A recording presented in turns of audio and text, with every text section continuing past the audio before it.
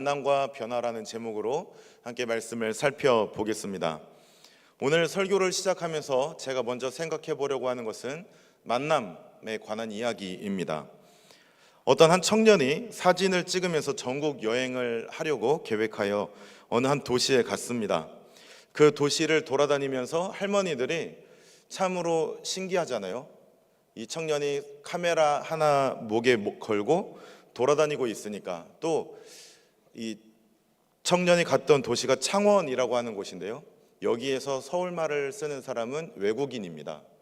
경상도 친구들하고 이야기를 해보면 한 2, 3년 정도 이렇게 서울에서 살았던 친구가 하는 얘기가, 자기가 서울말 쓰고 있지 않냐고 저에게 물어보는데 끝에만 올리면 된다면서 이렇게 말을 하면 웃기고 앉아 있으면서 이렇게 똑같이 대답을 해주면 자기가 서울말 여전히 못 쓰고 있다는 걸 알고 있습니다.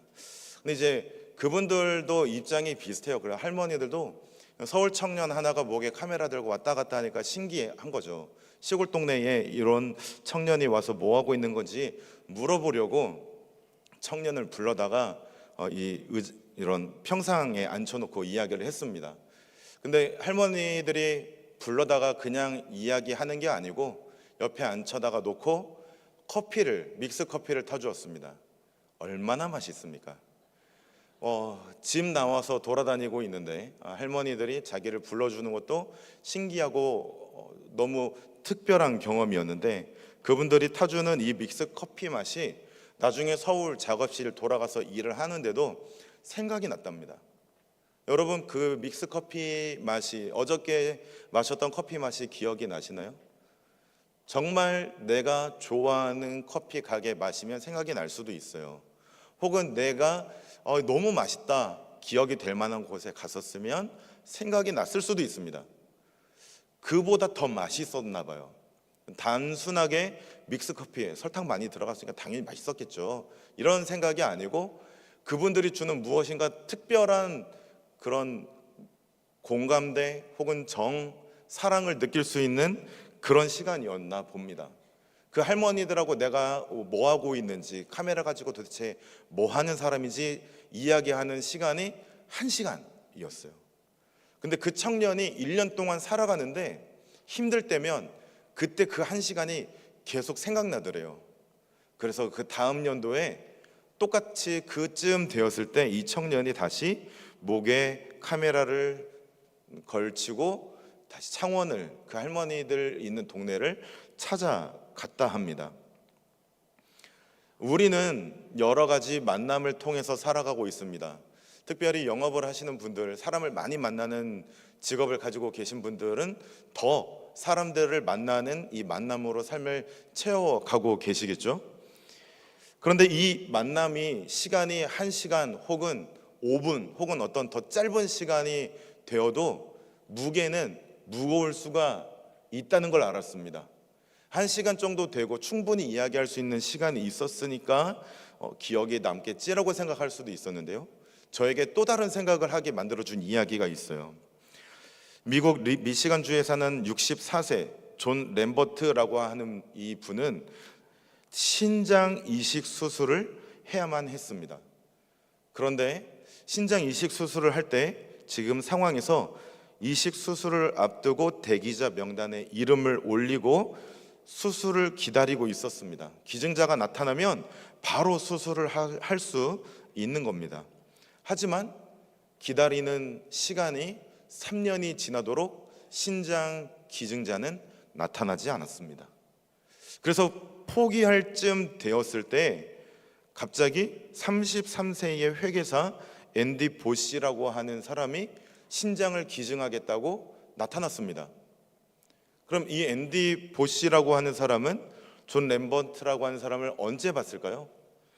그 사람이 이야기하는 게 뭐냐면, 자기가 몇 년 전에 볼링을 마을에서 치고 있을 때, 아직 입원하기 전에 존 램버트 씨가 그 볼링장에서 자기랑 같이 볼링을 쳤었대요. 이야기를 한 것도 아니고요, 눈인사를 한 것도 아니고요, 그냥 옆에 있는 할아버지인 거를 봤어요. 그러다가 어느 날 문득 이 소식을 알게 되고 나 저 사람 아는데 하고 자기 신장을 기증하겠다고 나선 겁니다. 만남이라고 하는 것은요, 시간으로 따질 수 없는 건가 봐요. 때로는 1시간, 2시간 만났을 때에 그 시간에 가지고 있던 정을 느껴서 사랑을 느끼고 또 그곳이 생각나서 찾아가는 일이 있기도 하고, 5분도 안 되고 얼굴을 마주보고 인사를 하고 이야기를 나눈 것도 아닌데 그분이 눈앞에 아른거려서 자기 신장을 떼어주는 일도 가능하게 되는 것 같습니다. 이 모든 일들은 만남으로 인해서 이루어지는 일들입니다. 우리의 조상들, 할아버지, 할머니 세대들도 그 만남을 가졌었고 오늘을 살아가고 있는 우리들도 이 만남을 가지고 있습니다. 그렇다면 여러분들은 그 만남을 어떠한 자세로 대하고 계십니까? 그리고 그 만남을 통해서 내가 어떤 영향을 받고 그분들에게 어떤 영향을 주며 이 만남을 가져가고 계십니까? 오늘 이 본문의 말씀을 통해서 내가 이 한 주 동안에, 새롭게 시작되는 한 주 동안에 여러 가지의, 여러 다양한 종류의 만남을 가지게 될 것인데 그 만남을 대하는 태도, 하나님께서 우리에게 바라는 태도가 무엇인지 오늘 본문의 말씀을 통해서 우리가 함께 살펴보고 이 만남에 우리가 진지하게 주님의 사랑을 가지고 대하는 하나님의 백성들이 되었으면 좋겠습니다. 이 만남을 통해서 먼저 살펴보려고 하는 것은 무엇이냐면요, 만남을 통해서 진리가 전달된다는 것입니다. 우리가 분명히 복음을 전해야 됩니다. 그런데 복음을 어디에다가 전할까요? 이 복음을 어디에 대고 소리를 외칠까요? 아무도 없는 곳에 공중에 예수님 믿으세요? 라고 말해봤자 그 말은 듣는 사람들이 있겠지만 훨씬 영향력이 적을 것입니다. 하지만 내가 만나는 그 사람의 눈을 보고 그 사람의 마음을 이해하고 하나님의 마음을 가지고 예수님을 만나라고 말을 하게 된다면 그 사람은 무엇을 만나게 되는 거냐면 진리를 만나게 되게 됩니다. 오늘 본문을 살펴보면 빌립의 다음 예수님을 만나게 된 다음 행보부터 소개가 되는 겁니다. 예수님께서 요단강 근처의 베다니를 지나가실 때 일이었습니다. 그곳에서 베드로의 형제 안드레가 제자가 되었고 다음에 베드로에게 예수님을 만났다고 전해서 베드로도 예수님의 제자가 되었습니다. 그리고 나서 예수님은 길을 가시는 도중에 43절 베드로가 예수님을 만나 제자가 되고 난 그 다음 날 길을 가시다가 빌립이라고 하는 사람을 만났어요. 그래서 빌립도 예수님의 제자가 되었습니다. 빌립도 예수님을 만나서 벅차오르는 그 감동, 그 감정을 가지고 자신이 이 소식을 가장 먼저 전해주겠다 마음속에 생각나는 그 사람, 바로 그 사람이 나다나엘이었습니다. 그래서 그 나다나엘을 찾아가서 내가 예수님을 만났다라고 말을 한 것이죠. 여러분들도 예수님을 만나고 예수님을 알고 살아가는 신앙생활의 기쁨을 누릴 때 이 기쁨을 나 혼자만 누릴 것이 아니라 누군가에게 전해 주어야겠다라고 생각이 드시죠? 그 복음을 전해 주어야겠다라고 생각했을 때 가장 먼저 떠오르는 사람이 있을 것입니다. 빌립도 그렇게 가장 먼저 마음속에 떠오르는 그 사람에게 예수님을 전하려고 간 것이고, 그리고 그 소식을 들은 사람은 오늘 본문에 말하는 것처럼 이름을 살펴보니까 나다나엘이라고 하는 사람이었던 겁니다. 나다나엘에게 복음을 전해준 빌립은 사실 예수님을 만나게 된 이후로 그 사람의 삶이 변하게 되었습니다. 진리를 만난 이후로 빌립의 삶이 완전 바뀌게 된 거라는 겁니다. 어느 한 청년이 작은 원룸에 살고 있었습니다. 이 작은 원룸은 취직을 했기 때문에 살기 위해서 간신히 겨우 구한 방이었고, 이 방에는 작은 창문을 통해 햇빛 조금 들어오는 게 전부였습니다. 그리고 살아가면서 필요한 것들, 침대나 전자레인지나 냉장고들을 사면서 전부 다 이런 것들을 중고로 구매했어요. 당근. 그래서 그 당근 같은 이제 중고 거래를 통해서 이제 방 안에 필요한 것들을 다 사둬놓고 어머니와 아버지와 통화를 할 때에도 필요한 거 없냐라고 물어보실 때 필요한 거 없고 다 잘 샀다라고 이야기를 했답니다. 절대로 중고로 샀다고는 말을 안 했대요.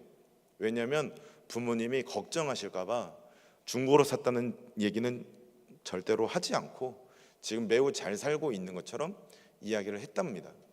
하지만 이 청년의 마음은 그렇게 말한 것과 다르게 우울함으로 가득 차 있었어요. 슬프고 힘들고 우울한 감정이 이 청년을 사로잡은 것입니다. 취직을 해서 직장에 다니고 있고 일을 하고 월급을 받고 거기에서 살아가면서 필요한 것들을 다 채워놓고 있지만 이 청년은 당당하고 떳떳하지 않은 뭔가 우울한 정서가 자리 잡고 있었던 거예요. 점점 더 위축되고 주눅들고 있었습니다. 그러던 가운데 이 청년이 다시 물건이 필요한 무엇인가를 사고 그거를 용달차 기사님에게 부탁을 해서 싣고 오고 있었어요. 그 기사님이 이 청년에게 물어보았습니다. 저건 도대체 얼마 주고 샀어? 이렇게 물어보니까 침대를 5만 원 주고 샀습니다 라고 말하였죠. 기사분이 그 얘기를 듣고 아니 저렇게 좋은 침대를 어떻게 5만 원에 만났어? 이런 이야기를 하니까 이 청년의 눈이 조금 바뀌기 시작했습니다. 이제까지는 우울한 자신이 없고 떳떳하지 못한 태도였는데 자신의 눈에 좋은 물건이 어떻게 청년 눈에는 저렇게 좋은 물건들만 눈에 띄느냐 이렇게 말하는 걸 듣기 시작하니까 정말 내 눈에는 좋은 것들만 보이기 시작하는 건가? 그런 생각을 하게 된 거죠. 그래서 신이 나서 이제 다른 이야기도 했습니다. 전에 샀던 전자레인지는 얼마고 또 어떤 건 얼마고 이런 건 얼마고 이런 건 얼마에 샀습니다. 전부 중고로 산 거예요. 이렇게 이야기를 하니까 그 기사님이 진짜 청년은 뭔가 있는 것 같아. 좋은 물건만 만나는 것 같고 잘 만나는 것 같아. 이렇게 이야기를 해주니까 청년의 마음이 완전 바뀌게 된 겁니다. 청년의 마음이 바뀌게 된 계기가 무엇입니까? 그 이야기를 듣게 되는 만남이죠. 여러분 혹시 내게는 왜 그런 만남이 없을까 생각하고 계신 분은 없으십니까? 나에게 그렇게 찾아와서 이야기해 주는 사람들은 왜 없지? 이렇게 생각하시는 분들이 있다면 우리에게 먼저 다가오셔서 말씀해 주시고 우리의 다친 마음을 여시고 우리의 상처받은 마음을 위로하며 회복시켜 주신 예수님이 계시다는 사실을 기억하셨으면 좋겠습니다. 그 어느 누구보다 우리를 먼저 찾아오셨어요. 내가 감히 말하지 못하던 다른 사람들에게 밝히지 못하는 상처받은 마음을 주님께서 먼저 아시고 위로해 주시고 그 상처를 감싸 주셨습니다. 우리에게 이미 그런 일이 일어났습니다. 다만 내가 그 일이 일어난지 깨닫지 못하고 있었을 뿐입니다. 이 시간을 통해서 우리에게 먼저 찾아오셔서 예수님이 위로해 주시고 우리를 안아주신 일이 나에게도 있었다는 것을 깨달아 주셨으면 좋겠습니다. 그리고 나서 이제 우리의 눈이 내 안으로만 향하던 나의 시각이 밖으로 나갔으면 좋겠습니다. 주님께서 우리를 하나님의 백성으로 하나님의 자녀로 부르셨습니다. 하나님의 자녀로 부르시고 난 후에 우리에게 주시는 사명이 무엇입니까? 주님을 전하라는 것입니다. 주님을 전하러 가는 이 만남을 우리가 가져야 될 것입니다. 그런데 그때 우리의 태도가 왜 나에겐 이런 일이 일어나지 않지? 눈에 쌍심지키고 뭔가 불만에 가득하고 아니면 뭔가 우울한 태도로 왜 내게는 좋은 일이 일어나지 않는 거야? 라고 말하는 듯한 표정으로 다가가게 된다면 그 사람들이 오이코스들이 예수님을 믿을까요? 너나 잘 믿어라 그럴까요? 굉장히 극단적인 선택입니다. 1번, 2번 확률은 50%. 믿을까요? 1번. 2번 안 믿는다. 무엇일까요? 어려워요? 그렇게 이마에 내천자 그리고 다니면서 얼굴 표정은 한마디만 더 해봐 나 울어버릴 거야 이런 표정으로 다니면서 예수님 믿으세요? 그러면은 불안하지 않을까요? 예수님 믿었다가 나도 저렇게 될 것 같은데 이런 생각 들지 않을까요? 근데 이 청년처럼 우리도 먼저 마음을 바꾸어야 될 것 같습니다. 예수님이 나를 먼저 찾아오셨고 나를 위로해 주셨고 누구에게도 말 못할 그 기도의 제목들을 주님은 다 들어주십니다. 그리고 나를 안아주시는 거죠. 더 이상 우리가 눈빛에 우리의 표정에 내천자나 우울함을 가지고 있을 이유가 없다는 겁니다. 주님만 바라보면서 주님의 그 사랑을 닮아가는 표정이 내 안에 있으면 되는 겁니다. 그러면 어떻게 하면 될까요? 이 기사 아저씨처럼 우리도 다른 사람들을 향해서 물어봐주는 사람이 되는 겁니다. 얼마나 좋은 일이 있었는지, 이 힘든 시기를 살아가면서 어떻게 하면 이렇게 잘 견디고 잘 이겨나갈 수 있었던 것인지 물어보면 되는 겁니다. 그러면 그 만남을 통해서 우리는 진리를 전할 기회를 만들 수가 있습니다. 지난주까지 하기는 했지만 전도국을 맡아서 여러 가지 사역을 하면서 올 봄에는 성도님들의 성원과 관심과 기도에 힘입어 다라임 사역을 잘 마쳤습니다. 올 상반기에 여러분들께서 기도하시고 또 오이코스를 데려와서 복음을 전하려고 하신 노력 덕에 오이코스들만 300여 명 정도가 오셨습니다. 자, 놀라십시오. 와 하는 겁니다. 시작. 감사합니다. 복 받으십시오. 이게 얼마나 힘든 것이냐면 코로나가 지난 후에 교회에 와서 식사를 하라고 한다고 이분들이 올까요? 안 올까요? 밖에 나가서 내 돈 주고 사 먹으면 더 맛있는 거 먹을 수 있는데 왜 갈까요? 그리고 오이코스에게 복음을 전하는 건 아니지만 우리가 예수님 믿으라고 하진 않을 거야. 그냥 와서 편하게 같이 밥 먹고 이야기하자 그랬는데 만나자고 한 장소가 기쁨의 교회예요. 그러면 상대방이 무슨 말 할까요? 말은 안 하겠지만 하고 싶은 말이 여기까지 올라온 게 예수님 믿어 교회 다녀라고 하는 말을 여기까지 차고 있겠어요? 아니면은 교회는 절대 다닐 필요는 없어 이런 말을 할 거라고 생각을 하실까요? 지금 저 앞에 있는 사람도 내가 빨리 예수님 믿자 차라리 교회 와 이런 이야기를 빨리 해버리면 속이 편하실 거예요. 근데 우리는 결코 그 말을 하지 않죠. 몰래 할 수는 있습니다. 저 몰래 하셨을 수는 있는데 다라임 전도 사역의 모토는 뭔가 앉았을 때부터 자리에서 뜰 때까지 사형리 듣고 뭐 복음 듣고 교회는 뭐 하는 것인가 확신반 막 시작하고 성장반 강의 시작하고 하는 게 아니고 정말 편하게 이야기하는 만남의 시간을 가지려고 준비한 것이었습니다. 근데 그거를 다 아시고서 교회 한복판으로 우리 교회 카페가 어디 있죠? 정말 1층 한복판에 있잖아요. 왼쪽으로든 오른쪽으로든 정문으로든 후문으로든 지하에서 오든 교회 심장부까지 가운데까지 들어와야 돼요. 제가 보니까 교회를 정말 처음 다니시는 분들 많이 있더라고요. 차를 지하 1층 앞에 대고 오시는 분들은 바로 들어와서 거기가 1층인 줄 알고 계단 주변을 계속 돌아다니면서 주방 안까지 들어오신 분이 있어요. 그래서 저보고 누구 어딨냐고 막 물어보시더라고요. 1층에 모셔다 올려다 드렸어요. 1층에 돌아다니면 도서관이 있잖아요. 계단에 앉아가지고 하염없이 기다리시는 분도 있어요. 정말 교회에 처음 오시는 분들이에요. 그런데 성도님들께서 기도해 주시고 그분들 만나 주시고 이 다라임 사역을 통해서 만나고 해서 이 교회 안에까지 들어왔다 가신 분들이 300명이 넘습니다. 그 사역을 위해서 눈에 보이지 않게 식당에서 또 혹은 안 보이는 곳에서 수고한 전도팀들이 있습니다. 그 분들이 있었고 그리고 준비하시면서 기도로 오이코스를 모시려고 한 성도님들의 또 노력이 있었기 때문에 이 만남이 이루어졌었습니다. 간혹 어떤 분들이 그러십니다. 그런 거 먹는다고 전도가 되냐? 됐습니다.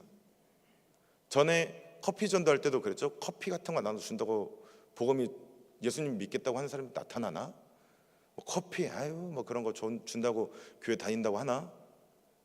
등록하셨었습니다. 그 커피 전도로 예수님을 믿겠다고 우리 교회까지 찾아오신 분들이 있습니다. 그리고 다라이 뭐 저런 거 먹는다고 요즘에 누가 먹는 거 때문에 전도한다고 예수님 믿겠다고 하나? 예수님 믿겠다고 오셨습니다. 근데 이건 단지 그 먹는 것 때문만은 아닙니다. 여러 만남을 통해서 때로는 먹는 것으로, 때로는 여러분들의 사랑으로, 때로는 여러분들의 섬김으로, 때로는 여러분들의 기도로 이루어진 그 만남, 여러 차례의 만남을 통해서 그분들이 예수님을 알게 된 것이죠. 진리를 만나게 된 것입니다.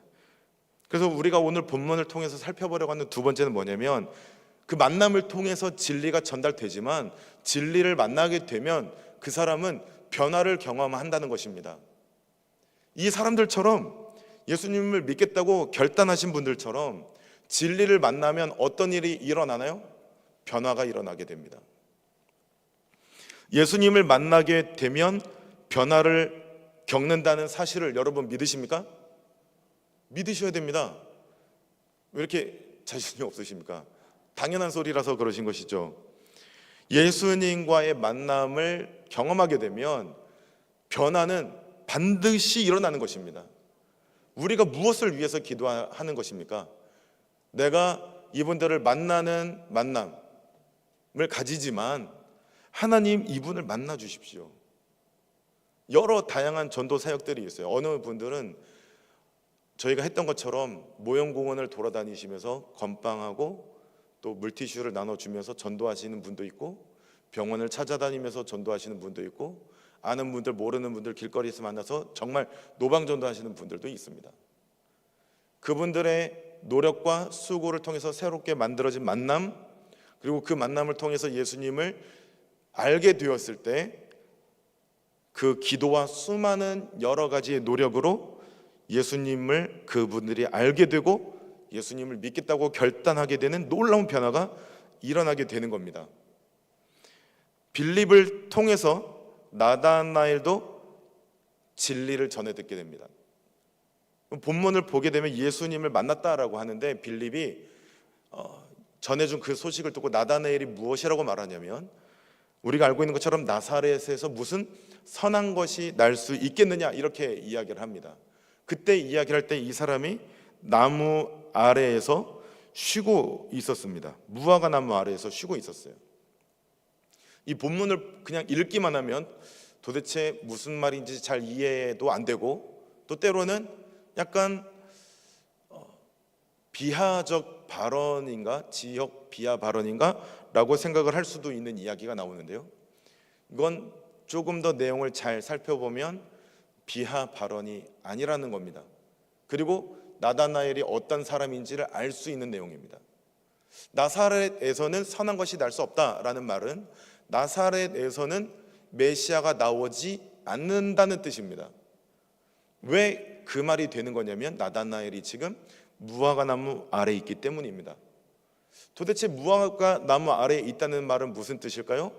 무화과 나무 아래에 있다는 뜻은 지금 율법을 공부하고 있다는 뜻입니다. 이 시대의 랍비들은 무화과 나무 그늘 아래에서 제자들을 가르치고 말씀 공부를 했습니다.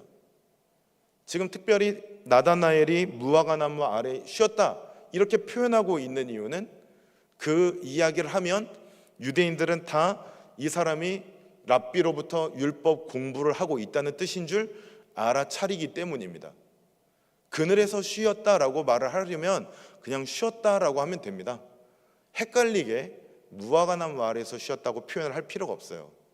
그런데 굳이 무화과 나무 아래에 있었다라고 말을 한 이유는 그게 말씀 공부하는 자들을 일컫는 것이기 때문입니다. 나다나엘은 말씀을 공부하는 사람이었고, 하나님의 나라를 기다리는 사람이었고, 메시아를 만나기를 간절히 소망하는 사람이었습니다. 그랬던 나다나엘을 알려주는 표현입니다. 나다나엘은 지금 메시아를 간절히 기다리고 있습니다. 근데 메시아는 나사렛에서 나는 게 아니고 베들레헴에서 나는 것입니다. 그거를 표현하는 겁니다. 그에게 빌립이 예수님을 전해주고 진리를 전해주고 나서 예수님을 만나게 되었을 때 예수님이 네가 무화과 나무 아래에 있을 때 내가 너를 보았다라고 말씀하시는 이야기를 듣고 나다나엘은 진리를 만난 것을 깨닫게 되는 겁니다. 자기가 이제까지 기다리던 그 진리, 메시아가 지금 눈앞에 있구나.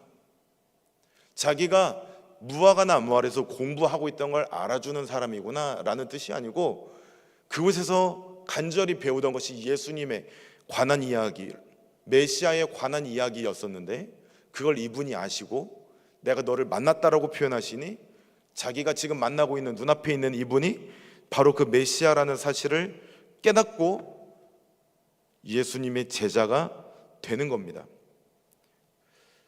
전승에 따르면 예수님을 만난 나다나엘에게 나타난 변화는 주님의 제자로 살면서 복음을 전하는 전도자가 되는 것이었습니다. 오늘날 아르메니아라고 하는 지방에 가서 예수님을 전하다가 그 토착 종교를 믿는 사람들의 반대와 그 지방 사람들의 박해로 온몸에 피부가 벗겨지고 머리가 잘리는 순교를 당했다고 전해집니다. 예수님을 만난 나다나엘은 자신의 생명이 다하기까지 예수님을 전하는 자가 되었고 복음의 빚진 자가 되었습니다. 참 진리이신 예수님을 만나게 된 자는 변화를 경험합니다. 우리도 예수님을 만났고 우리도 변화를 겪고 있습니다. 그러면 이 예수님을 만나 변화를 겪고 복음을 전하는 자로서 어떻게 하면 이 변화를 끝까지 유지하면서 살 수 있을까요? 제가 군 생활 시절에 있었던 곳은 양구인데요. 6.25 때 전투가 격렬하게 벌어졌던 곳이기도 합니다. 그러던 중에 어느 날 군 생활하는 도중에 갑자기 친구가 하루 종일 몇 날 며칠 전방에 운전을 갔다 오는 일이 있었어요. 친구가 레카차 운전병이었거든요. 그래가지고 레카차를 가지고 일주일 동안 전방에 가서 있다가 돌아왔는데 이유인즉슨 그곳에서 6.25 전쟁 때 쓰던 칼빈 소총 한 궤짝이 발견됐답니다. 그런데 그 옆에 그걸 본 총기 담당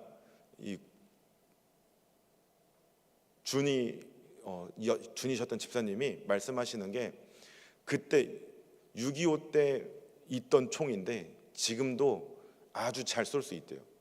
새 것처럼 쏠 수 있다고 그래요. 그래서 어떻게 그렇게 새 것처럼 잘 관리가 됐고 쏠 수 있냐 여쭤보니 그냥 정말 새 거였습니다. 궤짝을 가져오는데요, 그 안에 공기와 차단을 막도록 기름으로 가득 채워온 거예요. 그리고 기름으로 가득 찬 궤짝이 그대로 발견된 거예요. 그러니까 저희가 가서 기름 속에 손을 집어넣어가지고 칼빈 소총을 뺀 게 처음이에요. 미국에서 만들어져서 우리나라로 보내져서 6.25 때 쓰다가 미처 못 쓰고 도망가거나 이런저런 일들이 있었는데 60년이 지난 뒤에 발견이 된 거죠. 그래서 쐈더니 잘 나가더랍니다. 이유가 뭡니까? 처음 상태를 그대로 유지했기 때문입니다. 우리도 변화를 경험하고 복음을 경험하고 어떻게 하면 이 복음을 전하는 자로서 살아갈 수 있을까요? 고민을 했을 때 주님을 만났던 그 첫사랑의 감격, 첫사랑의 은혜를 우리가 오늘날도 잃지 않고 간직하고 살아가고 있으면 가능하다는 것입니다. 여러분의 마음속에, 여러분의 심장 가운데, 우리의 심장 가운데에 주님을 처음 만났던 그 사랑이 지금도 간직되어 있다면, 우리가 가지고 있다면 가능하다는 것입니다. 그 사랑은 누가 확인시켜 주는 것입니까? 성령 하나님께서 확인시켜 주는 것입니다. 성령 하나님께 우리가 기도할 제목이 바로 이것입니다. 주님을 처음 만났을 때의 그 감격과 그 은혜와 그 사랑이 지금 나에게도 있게 하여 주시옵소서. 처음 주님을 알았을 때 그 감동을 내 안에 회복시켜 주시옵소서. 우리가 이렇게 기도할 때 하나님께서 우리의 기도를 들으시고 응답해 주실 줄 믿습니다. 하나님을 믿고 굳건하게 살아가시는 이번 한 주가 되었으면 좋겠고, 그 은혜를 간직하고 복음을 전하며 또 여러 만남을 통해 진리를 전하는 여러분들의 이번 축복된 한 주가 되었으면 좋겠습니다.